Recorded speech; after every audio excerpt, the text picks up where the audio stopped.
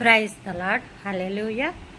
మీరు లోకమునకు ఉప్పై ఉన్నారు అని మత్తయి సువార్త 5వ అధ్యాయం 13వ వచనంలో యేసు ప్రభుల వారే ఈ మాట స్వయముగా మాట్లాడారు.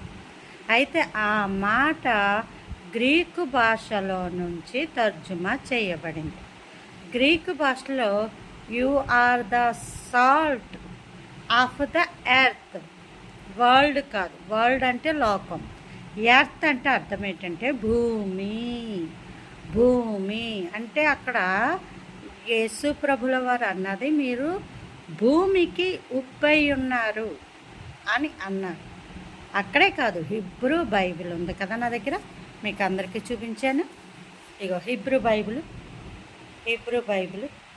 బైబిల్లో ఆ మాట ఎలా ఉందంటే ఆతేం మెలాహ్ హ ఎరెడ్స్.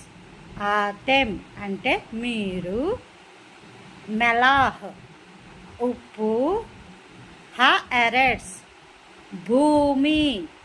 ఆదికాండం 1వ అధ్యాయం 1వ వచనంలో ఆదియందు దేవుడు భూమి ఆకాశములను సృజించిన అన్న చోట రాయబడిన ఆ భూమి అనే పదం ఇక్కడ రాయబడింది. హ ఎరెడ్స్ అంటే మనం మనుషులకే కాదు, మొత్తం సృష్టి అంతటికి, భూమి అంతటికి ఉప్పై ఉన్నాం.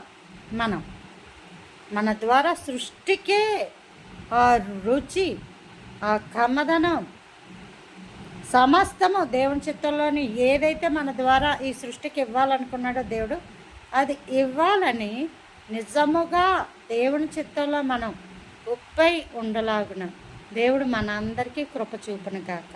Praise the Lord. ఆమేన్.